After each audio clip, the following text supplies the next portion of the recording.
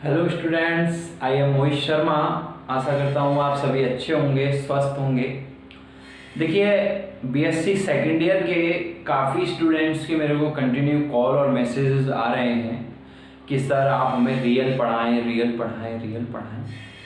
तो इसी को ध्यान में रखते हुए हम आज से आपकी जो रियल एनालिसिस है, आपका जो फर्स्ट पेपर है real analysis and matric space, उसको स्टार्ट कर रहे हैं।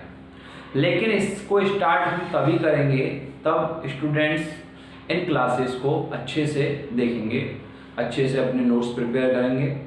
क्योंकि देखिए, ये जो पेपर है ये एक ऐसा पेपर है जो बीएससी मैथ्स में, जो पूरी बीएससी है उस मैथ्स में सबसे जो टफ पेपरों में ये पेपर शामिल है, रियल एनालिसिस। लेकिन आपने यदि इसके कंसेप्ट अच्छे से समझ लिए हैं तो इस पेपर से इजी पेपर भी कोई नहीं है। ठीक है, ओके। और यदि आपका ये पेपर अच्छा है रियल एनालिसिस वाला, तो आपको जो फाइनल ईयर है उसके दो पेपरों में बहुत ज़्यादा बेनिफिट मिलने वाला है। फर्स्ट पेपर है फाइनल का कॉम्प्लेक्स एनालिसिस और सेकंड पेपर है अलजेब्रा। उसमें ये लगा लो कि पूरी रियल एनालिसिस काम आएगी। और जिसमें कॉम्प्लेक्स पे ऐसा पेपर है, रियल को उठा के ही रख दिया गया है, उसमें बस थोड़े बहुत चेंजेस होते हैं। और यदि आप मेरी बात का यदि विश्वास नहीं करें तो आपके कोई भी यदि फ्रेंड्स वगैरह जो फाइनल ईयर में हैं उनसे आप पूछें कि क्या रियल काम आएगी फाइनल में, तो वो आपको बताएंगे इस चीज़ को। तो ये पेपर आपका बहुत अच्छा होना जरूरी है एग्जाम के लिए भी और फाइनल ईयर के लिए भी।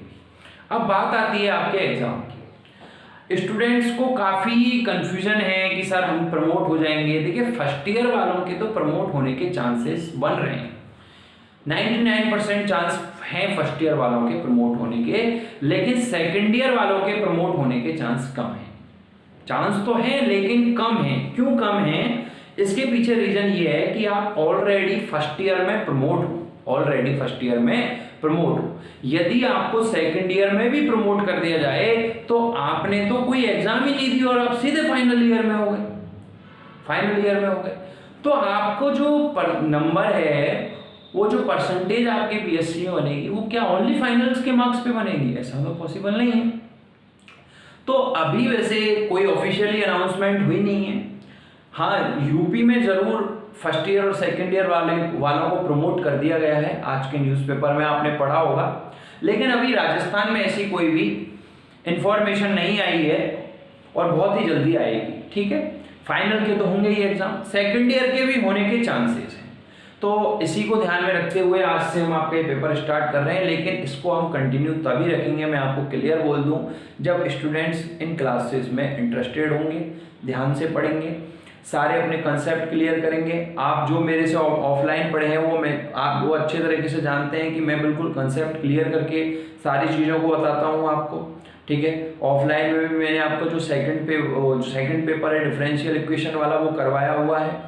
कोरोना का जो सिलेबस था 60% वो पूरा कंप्लीट करवाया था मैंने आपको, और इसको भी करवाने की पूरी कोशिश करूंगा मैं। लेकिन करवाऊंगा इसको कंप्लीट तभी जब आप इनको ज़्यादा से ज़्यादा मतलब वीडियोस को शेयर करेंगे, ज़्यादा से ज़्यादा इन पे व्यूज़ आएंगे, क्योंकि तभी मैं मोटिवेट हो पाऊंगा, तभी मैं अच्छे से अच्छा कंटेंट तैयार करके आपको दे पाऊंगा। यदि इन पे व्यूज़ नहीं आए तो मैं अच्छे से अच्छा कंटेंट आपको नहीं दे पाऊंगा। तो इन सारी चीज़ों को आप ध्यान में रखते हुए ज़्यादा से ज़्यादा इसको शेयर करें, चैनल को सब्सक्राइब करें। अब बात करते हैं अपने इस पेपर की। Paper first real analysis and matrix space. ये टोटल जो पेपर है ये टोटल आपके 40 मार्क्स का है। ठीक है, और अपना क्लियर टारगेट होता है 40/40। क्लियर है? इसमें जो टोटल 5 यूनिट है, तो इसमें से जो फर्स्ट, सेकंड, थर्ड और फोर्थ जो यूनिट आती है, इसमें देखिए इस पेपर में आपके दो बुक हैं इसमें। जो फर्स्ट बुक है आपके वो तो है रियल एनालिसिस, और जो सेकंड बुक है आपके वो है मैट्रिक स्पेस। ठीक है, अब इस बुक में से तो आती हैं यूनिट नंबर फर्स्ट से लेके और फोर्थ तक, और इस यूनिट में आती है ओनली 5th यूनिट। 5 यूनिट आती है मैट्रिक स्पेस से। ठीक है, अब कोरोना के जब पहले नहीं था कोरोना, तो पूरी 5 यूनिट आती थी, 5 यूनिट आपको करनी होती थी। अब कोरोना के कारण आपका सिलेबस कम कर दिया गया है, ओनली आपको 60% करनी है। मतलब 40 का जो 60% होता है वो होता है 24 मार्क्स। 24 मार्क्स का करना है। तो 24 मार्क्स लाने के लिए हमारी पर यूनिट कितने नंबर की है? 8 नंबर की। तो हमको कितने कितनी यूनिट तैयार करनी पड़ेगी? यदि हम अथवा वाला क्वेश्चन नहीं करें, ओनली एक एक क्वेश्चन करें, तो 3 यूनिट तैयार करनी पड़ेगी। अब एक स्टूडेंट्स को कंफ्यूजन यहाँ ये रहता है कि सर वो अथवा वाले क्वेश्चंस हम कर सकते हैं कि नहीं। देखिए, आपको जो 10 क्वेश्चन आएंगे आपके एग्जाम में, उसमें से कोई भी 3 क्वेश्चन आप कर सकते हो, ठीक है? कोई भी 3 क्वेश्चन आप कर सकते हो, कोई प्रॉब्लम नहीं है, ठीक है? यहां तक कोई दिक्कत नहीं। तो अपन को इस मैट्रिक स्पेस वाली बुक की जो 5वीं यूनिट है उसको तो करने का कोई मतलब ही नहीं है, तो इस बुक को तो भूल जाओ, ठीक? छोटी सी बुक है, उसको भूल जाओ। इसमें से आपको 3 यूनिट कवर करनी है, 3 यूनिट का एक एक क्वेश्चन करना है, मतलब 3 क्वेश्चन अपन को करने हैं, और अपन के जो 40/40 का टारगेट है वो लेके आना है, ठीक है? चलिए, सबसे पहले तो ये हम बात करते हैं कि रियल एनालिसिस होता क्या है, वास्तविक विश्लेषण होता क्या है। वास्तविक विश्लेषण, रियल एनालिसिस। हमने पूरा पेपर पढ़ लिया, पूरे मार्क्स आ गए, लेकिन हमें ये नहीं पता, बूढ़ी आत्मा हमने पूरी तरीके से खुश कर दी, लेकिन हमें ये नहीं पता कि जो पेपर का नेम है रियल एनालिसिस किसे कहते हैं, वास्तविक विश्लेषण किसे कहते हैं। तो देखिए, वास्तविक विश्लेषण क्या होता है। हम जानते हैं कि y बराबर fx एक फलन है, y बराबर fx एक फलन है। इसमें x क्या कहलाता है? इसका प्रांत कहलाता है, और y क्या कहलाता है? इसका परिसर कहलाता है। इसमें ये भी वास्तविक संख्या होती है, ये भी वास्तविक संख्या होती है, तो ये क्या कहलाता है? वास्तविक फलन कहलाता है, वास्तविक फलन कहलाता है। और हम जानते हैं कि हर फंक्शन की बहुत सारी क्वालिटी होती है, जैसे उसकी सीमा होती है, सांतत्य होती है, सांतत्यता होती है, ठीक है, अवकलनीयता होती है, अवकलनीयता होती है। तो बहुत सारी ऐसी प्रॉपर्टी होती है, किसकी? प्रत्येक फंक्शन की।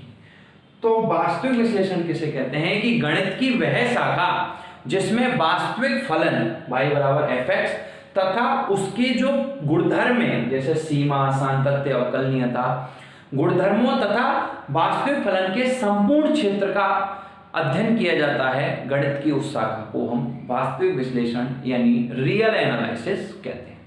तो वास्तविक विश्लेषण यानी रियल एनालिसिस में क्या किया जाता है? जो आपका वास्तविक फलन होता है y बराबर fx, इसकी और इसकी जो प्रॉपर्टीज होती हैं, ठीक है, उनका अध्ययन किया जाता है। अब थर्ड ईयर में जाएं तो थर्ड ईयर में आपका एक पेपर है, फर्स्ट पेपर ही है, वो है सम्मिश्र विश्लेषण, कॉम्प्लेक्स एनालिसिस, सम्मिश्र विश्लेषण। ये तो है वास्तविक विश्लेषण, ये है सम्मिश्र विश्लेषण। ये डिट्टो, ये पूरा का पूरा पेपर यहाँ काम आएगा, इसलिए मैं आपको बार बार इस पे बात पे जोर दे रहा हूं। सम्मिश्र विश्लेषण क्या होता है कि यहाँ पे क्या है? सम्मिश्र है, तो मतलब सम्मिश्र फलन W बराबर Fj, यानी गणित की वह शाखा जिसमें यहाँ तो वास्तविक फलन था, यहाँ क्या आ जाएगा? सम्मिश्र फलन तथा उसके जो गुणधर्म हैं उनका अध्ययन किया जाता है, वह शाखा क्या कहलाती है? सम्मिश्र विश्लेषण यानी कॉम्प्लेक्स एनालिसिस कहलाती है। तो ये आप थर्ड ईयर में पढ़ते हैं।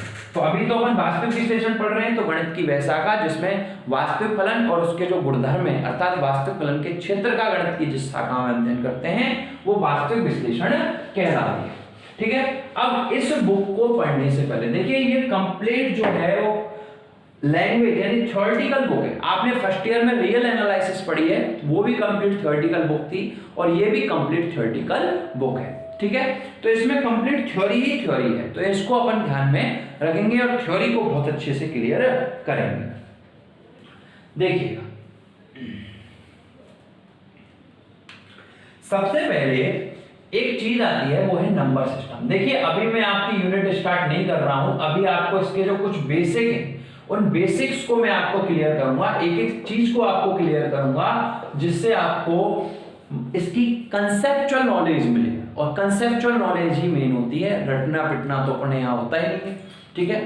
तो सबसे पहले बात करें हम नंबर सिस्टम की, तो नंबर सिस्टम में सबसे पहले देखिए, ये सारी चीजें काम आएंगी आपके, आती है प्राकृत संख्या। प्राकृत संख्याएं क्या होती हैं कि प्राकृत संख्याओं के सेट को कैपिटल N से प्रदर्शित करते हैं, और ये होती हैं 1 से लेकर के अनंत तक, ये प्राकृत संख्याएं होती हैं। फिर इसके बाद होती है पूर्ण संख्याएं। पूर्ण संख्याएं, पूर्ण संख्या यानी होल नंबर, होल नंबर के सेट को अपन W से शो करते हैं, W से प्रदर्शित करते हैं, और प्राकृत संख्याओं में यदि 0 को और शामिल कर दें तो ये क्या बन जाती हैं, पूर्ण संख्याएं बन जाती हैं। ठीक है, ओके। इसके बाद थर्ड नंबर आता है पूर्णांक संख्या। ये सारी चीजें आपके काम आएंगी, इसलिए अभी आपको ये बताई जा रही है। पूर्णांक संख्याएं इंटीजर्स, इनके सेट को I से डिनोट करते हैं। और देखिए धनात्मक पूर्णांक, देखिए ये जो पूर्ण संख्याएं हैं इसमें यदि ऋणात्मक संख्याओं को और शामिल कर दें तो वो पूर्णांक बन जाती हैं, जैसे 0 plus minus 1 plus minus 2 plus minus 3 so dot dot अनंत। ठीक है, ये होती है पूर्णांक। मतलब अर्थात जो पूर्ण संख्या है उसमें यदि हम ऋणात्मक संख्याओं को शामिल कर दें तो वो पूर्णांक संख्याएं कहलाती हैं। इसके बाद चौथा है परिमेय संख्याएं, रेशनल नंबर, परिमेय संख्याओं के सेट को Q से प्रदर्शित करते हैं। और इसमें इस प्रकार के एलिमेंट्स आते हैं P अपॉन Q फॉर्म के, जहां P और Q का है क्या है, पूर्णांक है। P और Q क्या है, यहाँ पे पूर्णांक है। और जहां Q क्या है, नॉट इक्वल टू 0 है। Q क्या है, नॉट इक्वल टू 0 है। तो ये क्या कहलाती हैं, परिमेय संख्याएं कहलाती हैं। इसके बाद है अपरिमेय संख्याएं। तो अपरिमेय संख्याएं कि मतलब जो संख्याएं परिमेय नहीं होती वो संख्याएं क्या कहलाती हैं, अपरिमेय कहलाती हैं। और अपरिमेय संख्याओं के सेट को Q डैश से शो करते हैं। और Q डैश मतलब जो परिमेय नहीं है वो क्या कहलाएंगी, अपरिमेय कहलाएंगी। ठीक है, ओके। अब इसमें एक चीज ये है कि एक तो होता है 22/7 और एक होता है पाई। तो यहाँ कंफ्यूजन ये रहता है कि भाई पाई और 22/7 दोनों सेम ही है, पाई की वैल्यू भी 22/7 होती है। तो पाई जो है वो तो अपरिमेय होती है, अपरिमेय, और 22/7 जो होती है वो परिमेय होती है। क्योंकि 22/7 P अपॉन Q की फॉर्म में है तो ये परिमेय होगी, और पाई जो है वो अपरिमेय। क्योंकि देखिए फिर आप बोलोगे सर पाई की वैल्यू तो 22/7 होती है, तो दोनों एक परिमेय और एक अपरिमेय कैसे है, इसकी लगभग वैल्यू होती है 22/7 इसलिए। ठीक है, तो ये परिमेय और अपरिमेय। देखिए इन सारी चीजों को आप ध्यान से देखते चलिए, ये बहुत ज्यादा आपके काम आएंगी। ठीक है, ओके। इसके बाद आती है वास्तविक संख्याएं, छठवीं वास्तविक संख्याएं, यानी परिमेय और अपरिमेय संख्याएं मिलकर के क्या बनाती हैं, वास्तविक संख्याएं बनाती हैं। और वास्तविक संख्याओं के सेट को R से डिनोट करते हैं, और वास्तविक संख्याओं को एक संख्या रेखा पर प्रदर्शित करते हैं, जिसे अपन वास्तविक संख्या रेखा कहते हैं। ये 0 होता है, ये -∞ और ये +∞। क्लियर है, ओके। तो ये होती है वास्तविक संख्याएं। अब ये सारी, इसके बाद देखिएगा, इसके बाद है सम्मिश्र संख्याएं, इसके बाद आती हैं काल्पनिक संख्याएं।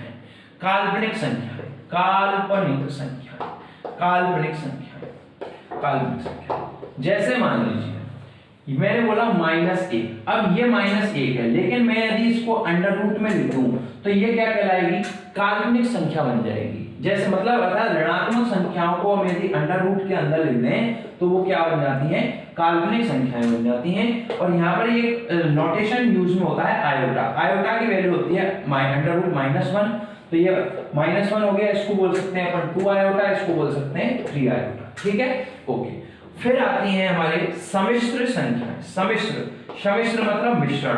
तो वास्तविक संख्याएं और काल्पनिक संख्याएं मिलकर के क्या बनाती हैं, सम्मिश्र संख्याएं बनाती हैं। जैसे मान लीजिए 2 और सम्मिश्र संख्याओं के सेट को अपन कैपिटल Z से प्रदर्शित करते हैं। जैसे 2 + 3 आयोटा है, तो ये तो क्या है, वास्तविक संख्या है, और ये आयोटा वाली क्या है, काल्पनिक संख्या है। तो वास्तविक संख्या और काल्पनिक संख्या मिलकर के क्या बनाती हैं, सम्मिश्र संख्याएं बनाती हैं। क्लियर है। और एक चीज और ध्यान रखनी है कि प्रत्येक वास्तविक संख्या एक सम्मिश्र संख्या होती है। जैसे फॉर एग्जांपल 4 है, एक वास्तविक संख्या है, तो ये एक सम्मिश्र संख्या भी है। कैसे, 4 को मैं लिख सकता हूं 4 + 0 आयोटा, 4 इसका रियल पार्ट है, 0 इसका इमेजिनरी पार्ट है। तो प्रत्येक वास्तविक संख्या एक सम्मिश्र संख्या भी होती है। तो ये सारी चीजें आपको ध्यान रखनी है। अब ये पूरा जो हमने नंबर सिस्टम पढ़ा, इस नंबर सिस्टम को पढ़ करके हम एक स्पेक्ट्रम बनाएं, तो वो स्पेक्ट्रम देखिए किस प्रकार से बनेगा कि जो सभी प्राकृत संख्याएं होती हैं वो क्या होती हैं, पूर्ण संख्याएं होती हैं। सभी पूर्ण संख्याएं क्या होती हैं, पूर्णांक संख्याएं होती हैं। सभी पूर्णांक संख्याएं क्या होती हैं? परिमेय संख्याएं होती हैं। और सभी परिमेय संख्याएं क्या होती हैं? वास्तविक संख्याएं होती हैं। और सभी वास्तविक संख्याएं क्या होती हैं? सम्मिश्र संख्याएं होती हैं। क्लियर है? ओके। अब आपको देखिए सेकंड ईयर जो रियल एनालिसिस है उसमें तो यहां तक पढ़ना है, केवल वास्तविक संख्याओं तक। और जो थर्ड ईयर में कॉम्प्लेक्स एनालिसिस आएगी उसमें बस थोड़ा सा आगे बढ़ जाना है, सम्मिश्र संख्याओं तक। तो सेकंड ईयर की कॉम्प्लेक्स एनालिसिस तभी अच्छी होगी जब आपकी रियल एनालिसिस बहुत अच्छी। ठीक है? ओके। तो ये सारे आपके कंसेप्ट हैं, वो आप इन सारी चीजों को समझिए। मैं आपको नोट्स वगैरह सारी चीज प्रोवाइड करवाऊंगा, आप बिल्कुल टेंशन फ्री रहें। लेकिन आप इंटरेस्टेड रहे इन क्लासों में तो ही मैं क्लियर आपसे बोल रहा हूं, मैं इन क्लासों को कंटिन्यू करूंगा, अन्यथा नहीं करूंगा। ठीक है? ओके। तो यहां तक अपनी बात कंप्लीट होती है। तो अपने इसके बाद ये जो बेसिक चीजें थी इनको बताना जरूरी था। इसके अलावा आपको कुछ नोटेशंस भी ध्यान रखने होंगे इस पेपर में।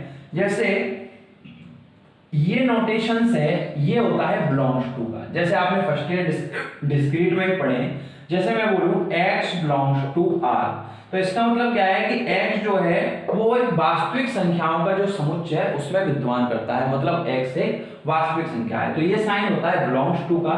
और यदि मैं बोलूं x does not belongs to r, तो डज नॉट मतलब x जो है वो r में प्रवेश नहीं करता है, x जो है वो r में समाहित नहीं है। क्लियर है यहां तक?